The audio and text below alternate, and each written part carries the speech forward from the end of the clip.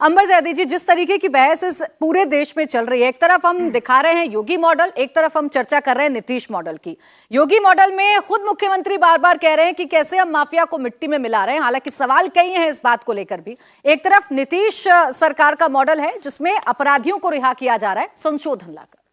देखिए प्राची, जो दो राज्यों के हमारे सामने हैं, हम यूपी की बात करें, मैं खुद यूपी से आती हूँ और यूपी में किस तरह से लॉ एंड ऑर्डर सिचुएशन में बदलाव आया है पिछले 5-7 सालों में, ये काफ़ी एविडेंट है। दूसरी तरफ अगर हम बिहार में ही देखें, पिछले कुछ महीनों में जैसे ही वहाँ पर सत्ता परिवर्तन हुआ तो जो सुशासन की पोल थी वो किस तरह से खुली है वो सबके सामने है।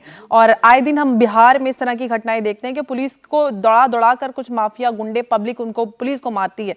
तो उत्तर प्रदेश और बिहार में फर्क साफ है। जब तक आप एक ऐसा शासक नहीं लाएंगे, एक ऐसा कोई स्ट्रांग विल वाला नेता नहीं होगा जो इस माफिया को जड़ से उखाड़ कर ना फेंके, तब तक जो ये माफिया तंत्र है तब तक खत्म नहीं होने वाला है। दूसरी बात जो अहम इस डिबेट में निकलकर प्राची आई थी वो ये कि हमें इन माफियाओं का ग्लोरिफिकेशन नहीं करना चाहिए मीडिया के टीवी चैनल्स पर।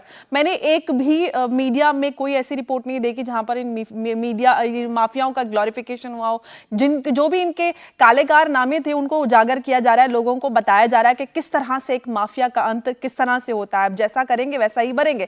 तो वो सरकारें जो इस तरह की माफियाओं को पोषित करते थी, उनसे सवाल करने के बजाय अगर उन माफियाओं पे एक्शन किया जा रहा है, चुन चुनकर माफियाओं को निशाना बनाया जा रहा है, उनको सजाएं दी जा रही हैं। अतीक 44 साल पहले जिसने पहले कत्ल की वारदात की थी, उस पर किसी सरकार ने जो सरकारें उसको पोषित करती रही, विधानसभा और संसद में भेजती रही, उन्होंने आज तक उसके एक मुकदमे में एक सजा को साबित नहीं कर पाए। आज जब सजा साबित हो रही है तो किस तरह से उनका मातम होता है, वही सेक्युलरिज्म की दुहाई देते और उन्हीं को एक आतंकवादी का धर्म नजर नहीं आता। जब ऐसे लोगों को अगर असद का जब एनकाउंटर हुआ, जो भी चीजें रही, आप अगर पुलिस पे कार्रवाई होती है, पुलिस मारी जाती है, लोगों के घर लूटे जाते हैं, लोगों को जला के मारा जाता है, तब ये आवाजें बंद रहती हैं और सरकार से, सिस्टम से सवाल किया जाता है कि सरकार क्यों कुछ नहीं करती, सिस्टम क्यों कुछ नहीं करता। जब सिस्टम माफियाओं के खिलाफ आवाज उठाता है या उनको सजा देता है तो फिर ये इनके मातम भी, सबसे ज्यादा मातम भी ये लोग करते हैं। तो आखिर ये पूछे कि चाहते क्या है?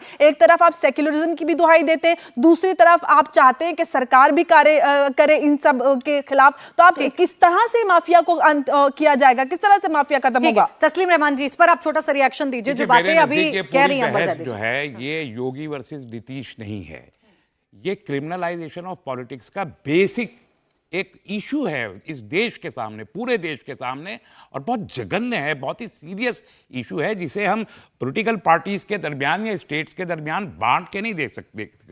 इसलिए मैंने आज सुबह सुप्रीम कोर्ट ऑफ इंडिया को भी टैग करके कहा है कि आप ये जो रिमिशंस की ये लॉ है, इस पर एक फाइनल डिसीजन वो दें कि और पूरे देश पर वो एप्लीकेबल हो कि आप इस तरीके से फांसी के मुजरिमीन को, जिनको उम्र कैद की सजा है या फांसी के, उनके लिए क्या कानून है? एक गुजरात में अलग होगा, बिहार में अलग होगा, यूपी में अलग हो, जो जब चाहेगा संशोधन कर लेगा, संशोधन करके एक कातिल को बाहर निकाल के खड़ा कर, ये सब नहीं होना चाहिए। अगर पॉलिटिक्स, देखिए दो चीजें, एक चीज है खौफ और एक चीज है इंसाफ। आप खौफ बपा करके क्राइम को थोड़ी देर के लिए रोक सकते हैं, लेकिन अगर आप इंसाफ कायम करते हैं तो इंसाफ के जरिए आप क्राइम को परमानेंटली रोक सकते हैं। और इंसाफ खौफ के जरिए कायम नहीं होता, इंसाफ अदालतों के जरिए कानून कायम होता है, इंसाफ तंत्र के जरिए कायम होता है। हम मॉडल बना के देना चाहते हैं, खौफ को मॉडल बना के देना चाहते हैं, जो गलत है। से पूछा जाता है, लेकिन सवाल ये भी है ना कि जब ऐसे लोगों पर कार्रवाई होती है, जो बात अभी अंबर ज़ैदी जी कह रही थी कि जो दोहरा चश्मा लग जाता है ना सर, जो दोहरा मापदंड सामने आता है, गलत है। दोहरा चश्मा कोई नहीं, क्रिमिनल इज अ क्रिमिनल को उसके क्राइम की जघन्यता के नुक्ता नजर से देखा जाना चाहिए कि कितना शदीद क्राइम क्या है, वो चाहे अतीक हो चाहे आनंद मोहन हो, दोनों को मैं तो एक ही तराजू में रखता हूं। इंडिया टीवी हर वक्त हर जगह डाउनलोड करने के लिए सर्च करें India TV news Google play store या ऐप स्टोर पर।